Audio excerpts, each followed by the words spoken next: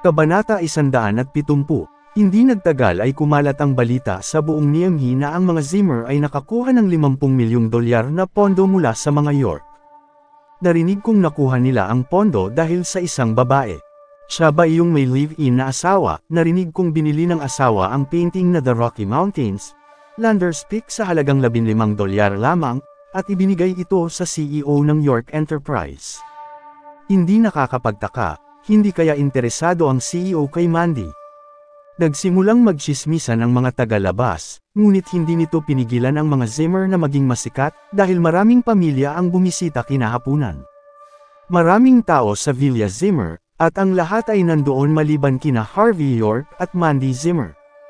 Pumunta pa ang ibang pamilya para malaman kung paano nila nakuha ang pondo, ngunit sayang at wala si Mandy doon para ibahagi ang mga detalye. Sa Platinum Hotel, nais ni Harvey na makipagkita kay Tyson Woods at nakasalubong niya si Jake Surrey, habang papunta.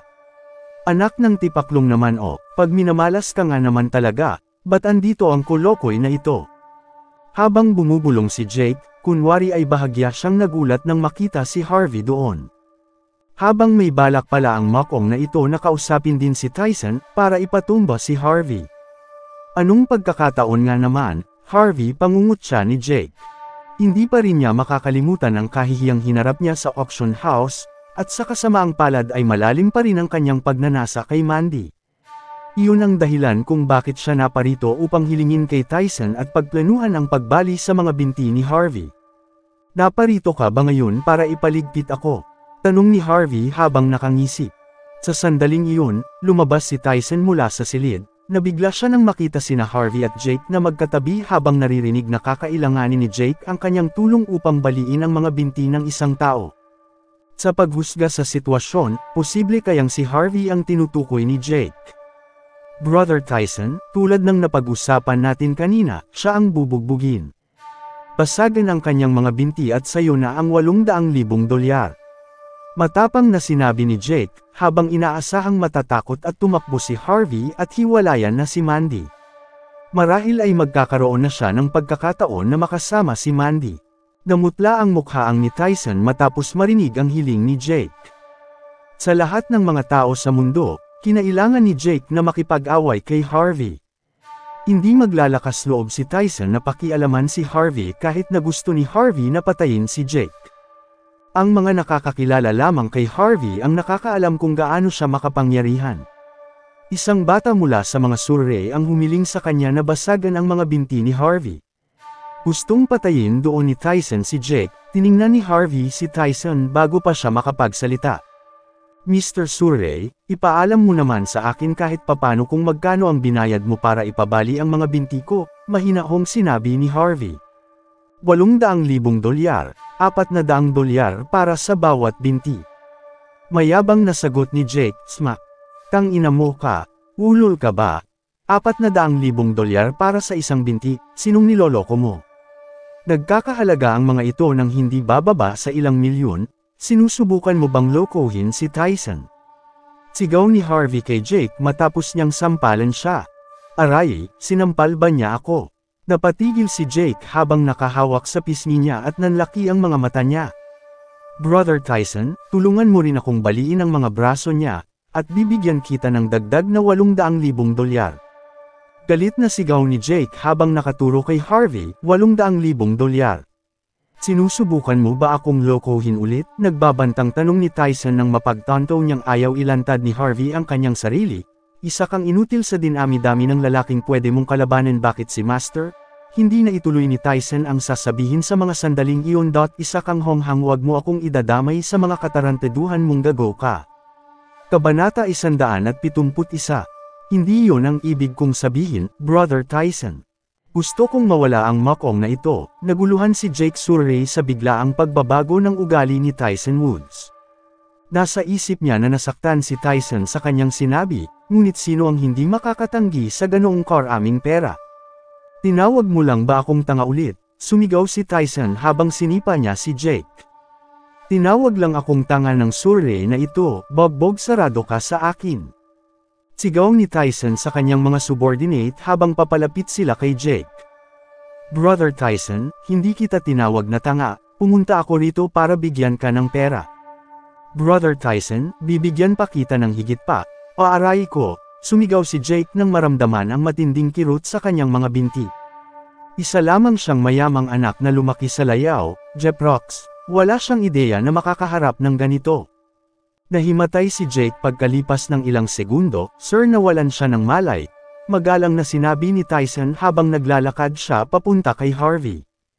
So tumatanggap ka ng mga trabaho mula sa kahit sino ngayon, ha?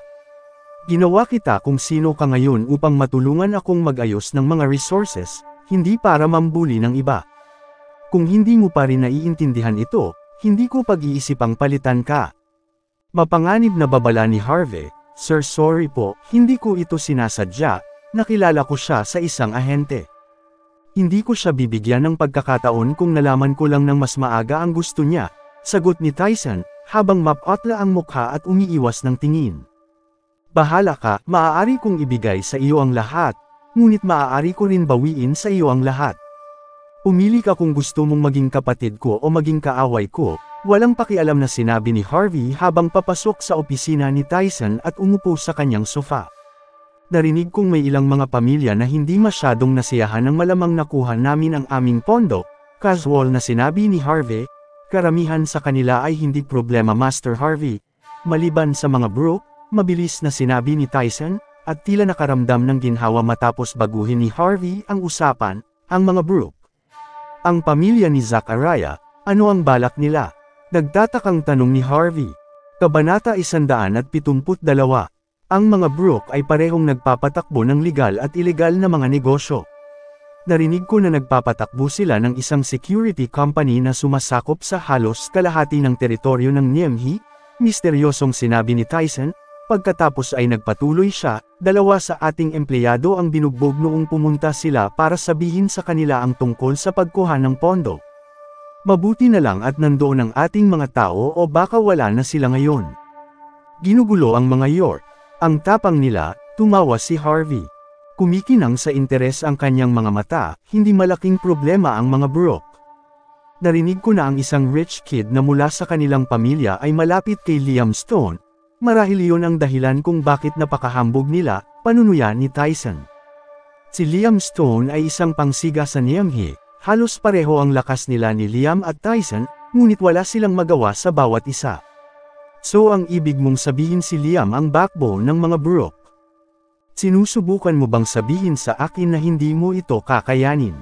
Tanong ni Harvey, habang pinipikit ang kanyang mga mata. Siyempre hindi, ngunit maraming matatalo sa mga tao natin kung pipiliin nating kalabanan sila. Hindi ko yun gagawin ng walang permiso mo, kinakabahang sumagot si Tyson. Nasaan ang kanyang headquarters? Tanong ni Harvey sa wakas. Nasa basement iyon ng isa sa mga security company ng mga broke, at narinig ko ring may underground boxing ring doon, marahang sumagot si Tyson. O sige, bibisitahin natin sila ngayong gabi, ayokong may mga problema sa York Enterprise. Walang oras si Harvey para harapin ang mga karakter na ito, meron pa siyang mga mas malalaking issue sa kumpanya na kailangang ayusin. Okay, aayusin ko ito, magalang na sumang-ayon si Tyson. Hindi mo na kailangang mag-ayos ng kahit ano, tayong dalawa lang ang pupunta doon. Susunduin kita mamayang gabi, sinabi ni Harvey kay Tyson habang tinatapik siya sa balikat. Hindi niya inisip na kakailanganin nilang magdala ng maraming tao kapag haharapin lamang nila ang isang tulad ni Liam Stone. Habang naglalakad palabas ng hotel si Harvey, bulagta pa rin sa lupa si Jake. Humanap ka ng pwedeng magtapon sa kanya. Sa main entrance ng ospital, casual na dinagdag ni Harvey, kung hindi niya inutos iyon, walang sinuman ang maglalakas loob na hawakan si Jake kahit na namatay siya sa lugar na iyon. Kabanata 173. Nang hapon iyon, nakatanggap si Harvey ng tawag sa phone mula kay Mandy. Harvey, kakarating pa lamang ng unang transaksyon ng pondo mula sa York Enterprise. Tulungan mo akong pasalamatan ko si Miss Xavier para sa akin, hiling ni Mandy nang may pahiwatig ng galak sa kanyang tono. Halos mapatalon si Harvey sa kinauupuan niya. Alam na ba ni Mandy ang tungkol sa kanyang pagkatao? Hindi ba kaklase mo siya? Gusto ko sana siyang libre balang araw kapag may oras siya, masayang sinabi ni Mandy. Sige, tingnan natin kung anong mangyayari, narinig ko na medyo busy siya, tila nabunutan ng tinak si Harvey nang malamang hindi pa pala alam ni Mandy ang tungkol sa kanyang pagkatao, at maingat na tinanggihan si Mandy. Alam ng Diyos kung ano ang mangyayari kung ang dalawang babaeng iyon ay naging magkaibigan. Oo nga pala, late na ako uuwi mamayang gabi, may kailangan pa akong aasikasuhin muna, sinabi ni Harvey kay Mandy dahil balak niyang bisitahin si Liam Stone kinagabihan. Okay, pero iiwan ko ang pinto kong nakabukas, nahihiyang sinabi ni Mandy matapos ang isang sandaling katahimikan. Beep, beep, binaba agad ni Mandy ang tawag pagkatapos nito. Nasa sabik si Harvey matapos marinig ang sinabi ni Mandy, ang hiniling na sana ay makauwi siya ng mas maaga. Isa sa mas malaking siga sa Niamey si Liam Stone, noong una ay mga regular na siga lamang ang kanyang mga subordinate hanggang sa pumasok ang mga Brooke. Sa tulong ng kanyang mga tao at pera ng mga Brooke, mabilis niyang binago ang kanyang pagkakakilanlan at nagsimulang magpatakbo ng mga legal na negosyo. Ngayon, si Liam Stone ang consultant ng security company ng mga Brooke. Bagaman siya ay sikat at makapangyarihan, medyo insecure si Liam, kaya't nakatira siya sa basement ng isa sa mga security company ng mga Brooke. Ang basement na iyon ay isa ding lugar ng pagtitipon para sa kanyang mga tauhan, at isang venue para sa mga regular underground boxing matches, kaya medyo kilala ito sa mga siga sa Niamey. Gayunpaman, hindi mapapantayan ni Liam si Tyson pagdating sa yaman at kapangyarihan dahil sinusuportahan siya ni Harvey. Subalit, kung ikukumpara ang bilang at kakayahan ng kanilang mga subordinate, maaaring magkaroon ng problema si Tyson. Sa kwarto ni Liam, naninigarilyo siya, habang may ilang mga subordinate siyang nasa paligid niya. Boss, narinig kong pupunta si Tyson Woods dito sa teritoryo natin. Isang subordinate ang nagulat habang sinindihan ang sigarilyo ni Liam. Tyson Wood, narinig kong malinis na siya ngayon, bakit siya pupunta dito? Tanong ni Liam, habang kinakamot ang kanyang kalbong ulo. Naguluhan siya dahil wala siyang kinalaman kay Tyson dahil pareho silang aktibo sa kani-kanilang teritoryo. Baka dahil sa dalawang empleyado ng York Enterprise. Nabugbog ang dalawang empleyado dahil wala si Liam sa oras na iyon. O baka nakontrol ni Liam ang sitwasyon dahil alam niya kung gaano kalakas ang York Enterprise. Medyo nagkaroon siya ng problema sa nangyari sa dalawang empleyado. Nagtatrabaho ba si Tyson para sa mga York? Tanong ni Liam.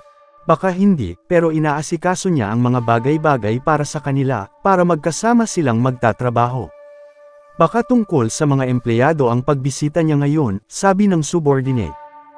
Hindi magiging problema si Tyson Woods, pero ang mga York. Kumuha ka ng $30,000 mula sa finance, ibigay niyo iyan kay Tyson pagdating niya mamaya. Sabihin niyo sa kanya na para iyon sa paghingi natin ng tawad para sa dalawang empleyado, at huwag na siyang pupunta ulit dito, utos ni Liam. Hindi mo siya kikitain boss. Tiningnan siya ng subordinate, naguguluhan. Tanga ka ba? Bakit siya biglang pupunta dito? Malamang ay merong sumusuporta sa kanya.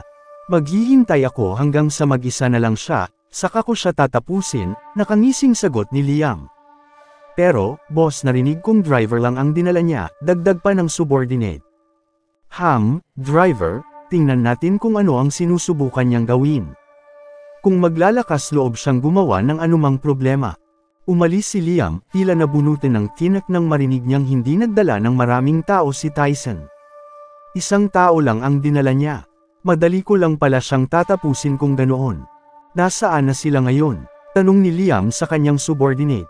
Boss, bumili sila ng ticket para sa laban, dahan daw ang sinabi ng subordinate, tila naguguluhan. Bakit siya pumunta para sa laban sa halip na makipagkita sa akin? Hindi kaya gustong matuto ng Tyson na ito mula sa atin. Sino ang mag-aakalang ang isang malaking sigang tulad ni Tyson na sanay sa legal na mga negosyo ay pumunta para matuto mula sa atin?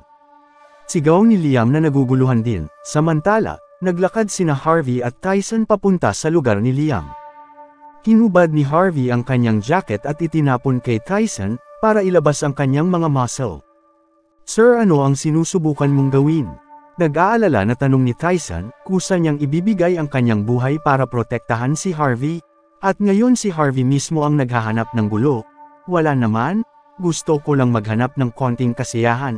Maliwanag na sinabi ni Harvey habang nakaturo sa boxing ring, naglalaban ang dalawang boksingero, hanggang sa ang isa sa kanila ay tumilapon palabas ng ring at sumisigaw ng aray, aray ko Aragoy ang balikat ko nabali na.